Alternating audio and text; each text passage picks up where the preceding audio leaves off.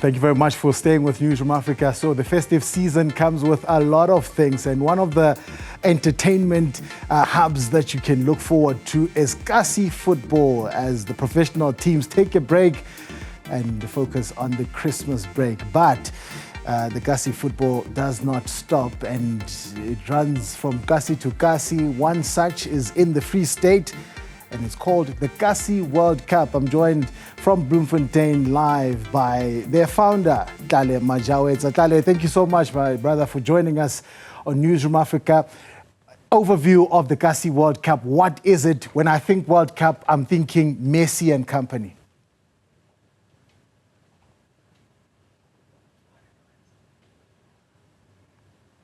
Tlale, can you hear me? Hello?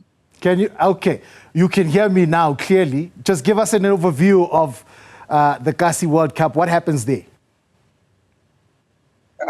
Come again, I can't hear you, brother. The Kasi World Cup, what happens there? Give us an overview of what you do for half the month of December. Okay. Kasi World Cup is a tournament that is being organized by Tlale Majaoetsa Foundation that took place in Tabanchu.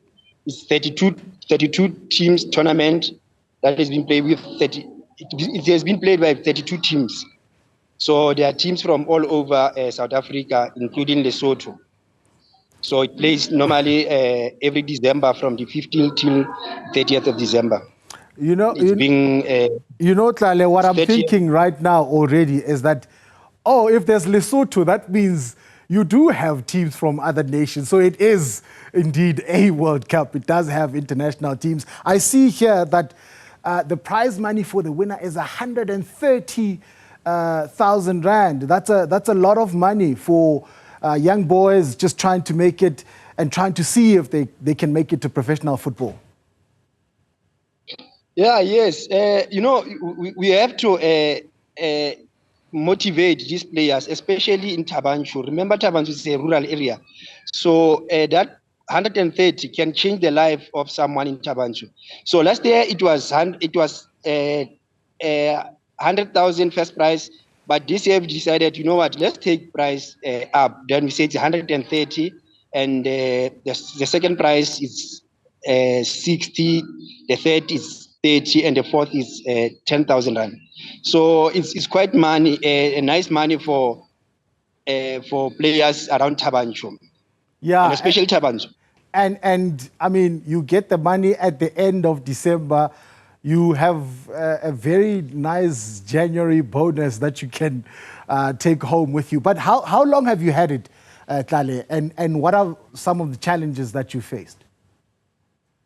Kasi World Cup is this year. It will be a third edition.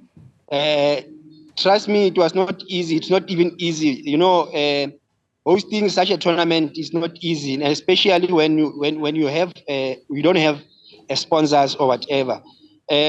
But because that's what I love, I believe tournaments sponsors, they're gonna come. So where's the money from? Recently we have. Sorry. Where's the money from? I mean, to put together something like this for 32 teams, that's as many teams that the real World Cup, the FIFA World Cup has had, and obviously it's going to go up in this next edition of the World Cup. But that's a lot of logistics. How do you get the funding for it? Remember, in order for teams to play for Kasi World Cup, there is an affiliation money, like 3.5. So that's how they enter Kasi World Cup. And normally I'll go to Department of Sports. Then there is a money that they inject for Kasi World Cup.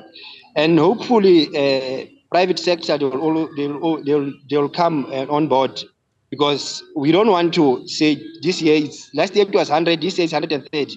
We want to go to 200,000.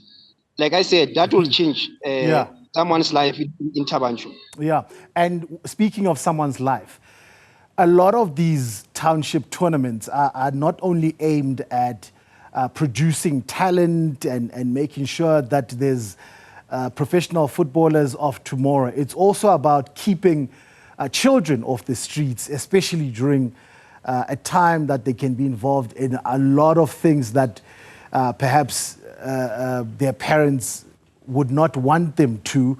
What are some of do you have any success stories of how it's impacted the community of Tabanchu, Botshabelo, the surrounding areas, and Bloemfontein itself?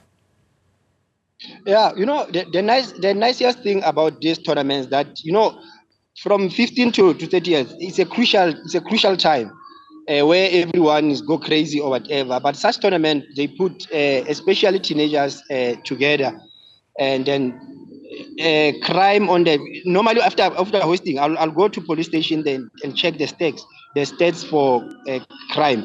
Then it normally decrease. So it prevents crime, children to go to do drugs, early pregnancy or whatever.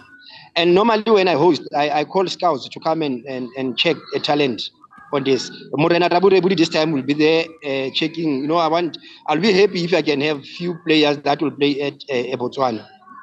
Yeah, Morena Ramurebudi, of course, that he's making reference to is the interim coach of the Botswana national team, an avid lover of Kasi football himself, and of course also from that part of the world. The draw, I understand, Tlale, is taking place in just a couple of hours, just over 2 hours from now. What can we expect? Yes. Today at 1800 we'll be having a gala dinner, a live draw in Bloemfontein, where teams will know which team they play against.